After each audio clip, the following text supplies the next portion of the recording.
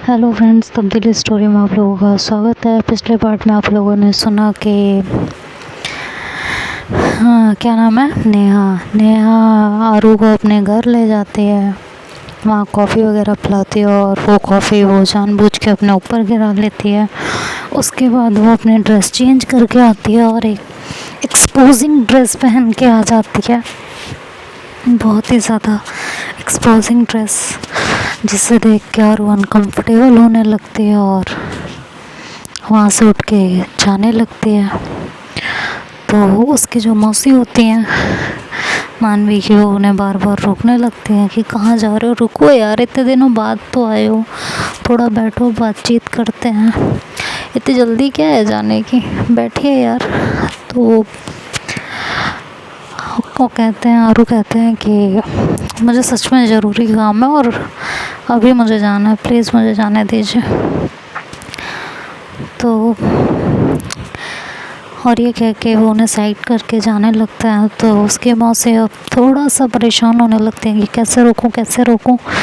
तभी वो कहती हैं, अच्छा ठीक है, मैं आती हूँ आपको छोड़ने के लिए। तो आरू ऐसे पीछे पलटती है और कहती है, आप मुझे छोड़ने आएंगी बाहर? कि हाँ, क्यों, क्या हुआ? ऐसे आएंगी? हाँ तो क्या हो गया? सीरियसली वर्षा, सॉरी सीरियसली नेहा, ऐसे आओगे? कि हाँ तो इसमें प्रॉब्लम क्या है? मुझे लग रहा है कि आप सोच रहे हो ये दिल्ली नहीं है, लंदन है, जहाँ आप कैसे भी घूम सकते हो, राइट? तो कहती है कि कैपिटल है यार, और क्या चाहिए? कहती है हाँ सही कह रहे हो, किसी ने आपको इस तरह देख लिया ना तो इस मोहल्ले में आपका जीना आराम हो जाएगा और निकलना आराम हो जाएगा। ठीक है, आप रुकिए, मैं चली जाऊँगी, कोई दिक्कत नहीं है। तो अब उसकी मौसी और ज़्यादा सोचने लगते हैं कि क्या करें। तो ऐसे दौड़ती हुई जाती हैं, कहती है अरे आरू रुको, कुछ नहीं होता, मैं आती हूँ। और जानबूझ के अपना पैर ट्विस्ट होने का नाटक करने लगती हैं। तो जैसे ही वो थोड़ा सा आगे दौड़ती हैं और उनका पैर ट्विस्ट होता है और कहती हैं, आह यार, शट यार, आह की। और वहीं फर्श पे गिर जाती हैं। तो और वो एकदम से पीछे पलटती, कहती क्या हुआ? तो कहती है पैर मुड़ गया मेरा, बहुत ज़्यादा दर्द हो रहा है। तो और वो कहती है मैंने तो बोला था मैं चली जाऊंगी, तो क्यों आने की, वो भी दौड़ के आने की क्या ज़रूरत थी, वो भी इतनी हील पहन के। और मुझे एक बात समझ नहीं आती, घर में हील कौन पहनता है? हाँ, तो वो कहते हैं कि अरे तो जब मैं आई तो साथ में तो आई थी बाहर से तुम्हारे, तो मैंने हील ही तो पहन रखी थी, तो क्या उतारने लगती? कहती हाँ सही बात है, ड्रेस चेंज कर सकते हो लेकिन हील्स नहीं उतार सकते हो। कहती है अब सुना लो पहले तुम, ठीक है, मुझे पेन हो रहा है और तुम सुना लो अच्छे से, यही करो बस, जाओ यार, मैं खुद देख लूँगी, हैंडल कर लूँगी खुद को, जाओ। तारू कहती है ओके, सॉरी। तो वो थोड़ा सा उसको सपोर्ट करने लगती है नेहा को उठने के लिए। तो नेहा जानबूझ के नाटक करने लगती है और ज़्यादा गिरने का। तो आरू कहती है खड़ी तो हो, थोड़ा तो हिम्मत दिखाओ। कहती है यार नहीं खड़ा हुआ जा रहा, मेरा पैर पूरी तरह ट्विस्ट हो गया है, कैसे खड़ी हूँ बताओ आप ही। नहीं आप ही बता दो तो वैसे खड़ी हो जाऊँ। तो कहते हैं कि तो अब बताओ क्या करूँ मैं? तो कहते हैं यार अच्छी खासी बॉडी है तुम्हारी, अच्छी खासी ताकत होगी, तुम में उठा के ले जाओ ना, मुझे बेड पे लेटाओ यार, बहुत पेन हो रहा है। कहती है मैं, कहती है भगवान, यहाँ कोई और दिख रहा है क्या तुमको? ओह इतना दर्द हो रहा है मुझे, तुम सुनते क्यों नहीं हो? तो आरू कहते हैं कि ओके। अब उसको बिल्कुल अच्छा नहीं लग रहा होता नेहा को उठाते हुए, लेकिन वो ऐसा लग रहा होता उसको कि वो ट्रैप हो गई है कहीं पे। तो उसे उठाती है किसी तरीके से और लेके आती है उसके रूम में और लिटा देती है। अब लेटने के बाद उसकी ड्रेस और एक्सपोज होने लगती है। तो और वो अपनी निगाह नीचे कर लेती है उसकी मौसी बोलती हैं कि कुछ करो यार मेरे पैर में सच में बहुत पेन है। तो कहती है एक काम करती हूँ, मैं डॉक्टर को फ़ोन करती हूँ, डॉक्टर आके चेकअप कर लेगा। कहती है यार सिर्फ पैर मोड़ने के लिए डॉक्टर को कौन बुलाता है। तो कहती है अरे चेक करवा लो, कहीं स्प्रेन वगैरह होगा या जो है पैर मुड़ा वगैरह हो, फ्रैक्चर वगैरह ना हो गया। कहती हाँ पैर मुड़ने से, टेस्ट होने से कोई जो फ्रैक्चर आ जाएगा। तुम भी कहती हाँ कई बार आ जाता है, कई लोगों को आ जाता है, और आप तो मुझे वैसे भी बड़ी नाजुक दिख रही हो, तो क्या पता आ गया हो। कहती कुछ नहीं, वो मेरे उसमें सामने वो देखो वो ड्रॉर खोलो। तो कहती नारू जाके खोलती है, कहती उसमें वो है ना बाम रखा है, उसको ले आओ और मेरे पैर लाओ, मुझे दे दो, मैं लगा लेती हूँ। तो आरू ला के उसे पकड़ा देती है।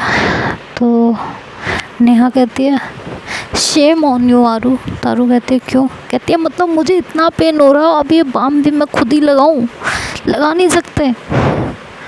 आरू कहती है एक्सक्यूज़ मी, मैं ना तो डॉक्टर हूँ और ना मैं आपकी मेड हूँ कि मैं यहाँ पे बैठ कर आपको जो है कि बाम लगाऊं। तो नेहा कहती है ओके आई एम सॉरी, मुझे लगा तुम्हारे अंदर थोड़ी इंसानियत होगी जिसकी वजह से तुम लगा दोगी, लेकिन नहीं, तुम्हें तो पता नहीं क्या ही हो रहा है। जब से मैंने ड्रेस चेंज किया है ना तो तुम मेरी तरफ ढंग से देख रही हो ना ढंग से बातें कर रही हो। अगर तुम्हें इतनी जल्दी ना होती जाने की तो जो है मेरे को लगती भी नहीं, सब तुम्हारी वजह से हुआ है, पता नहीं क्या हो गया है तुम्हें। तो वारू कहती है कि देखिए मैडम, मुझे ना सब समझ में आ रहा है आप क्या करना चाह रही हो, ठीक है, बेवकूफ़ नहीं हूँ मैं।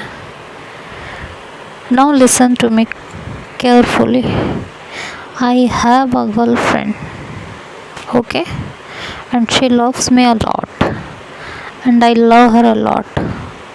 तो अपने ये बेवजह की जो चालें हैं ना, इन्हें चलना बंद कर दो। अगर दोस्ती रखनी है तो बाकायदा और ढंग से रखो, नहीं तो दूर रहो मेरे से। ये भूत उतारना ना मुझे बहुत अच्छे से आता है। तो नेहा शॉक्ड हो जाती है कि इसको कैसे अंदाज़ा हो गया कि मैं ये सब करने की कोशिश कर रही हूँ। तो वो कहती है इतनी शॉक्ड मत होइए, ठीक है, आप जैसे लड़कियों को बहुत देखा है मैंने। ये सब चीज़ें लीगल हो गई डजंट मीन कि आप कहीं भी किसी को भी फंसाने लगोगे। I am one woman. तो वो कहती है यार आरो आप गलत समझ रहे हो, सीरियसली मेरे को पैर में दिक्कत हो रही है। और रही बात मेरी ड्रेस की, आप बैठे थे, मुझे सामने ये ड्रेस मिली इसलिए मैंने पहन ली, मेरा वैसा कोई इंटेंशन नहीं है।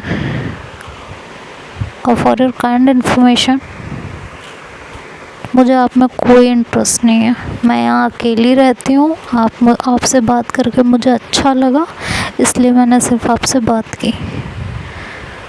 मुझे लगा आपके रूप में कोई एक अच्छा फ्रेंड मिल जाएगा जो शायद मेरे काम आ जाए, शायद जिसके मैं काम आ जाऊँ, बस इससे ज़्यादा और कुछ नहीं।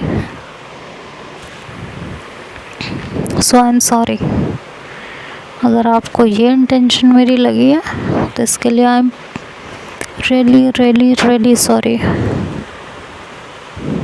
ठीक है, आपसे हाथ जोड़ के माफ़ी मांगती हूँ।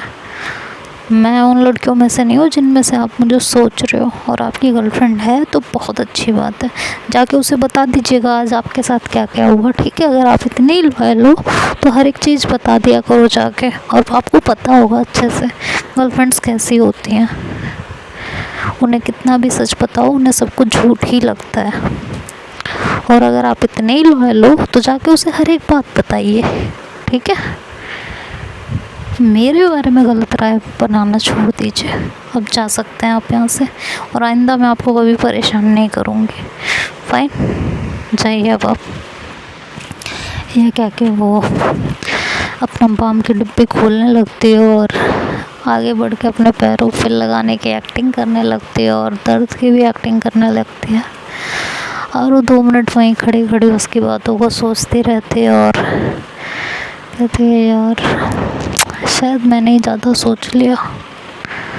खैर वो फिर उसके हाथ से बम की शीशी लेती है और कहती है आई एम सॉरी। कहती है नो इट्स ओके फाइन, आपने जो सोचा अच्छा सोचा, मैं खुद कर लूँगी, आई एम कैपेबल।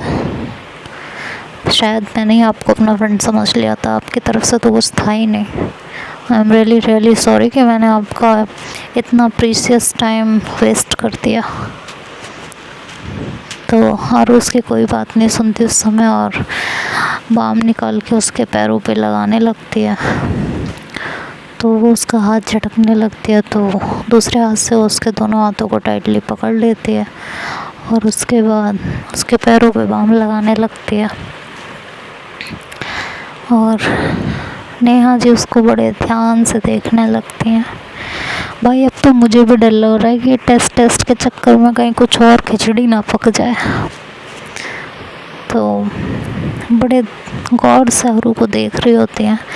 आरू का पूरा कंसंट्रेशन उनके पैरों की तरफ ही था और वो सिर्फ बाम लगाए जा रहे थे।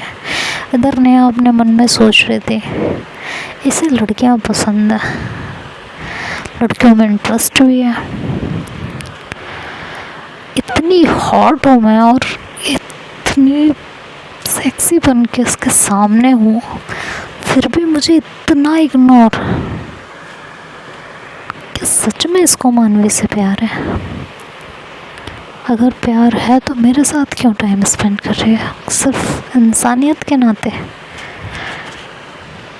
सच में ये मतलब पर्सन भी अच्छी और लवर भी, ऐसा सोच सकती हूँ क्या मैं?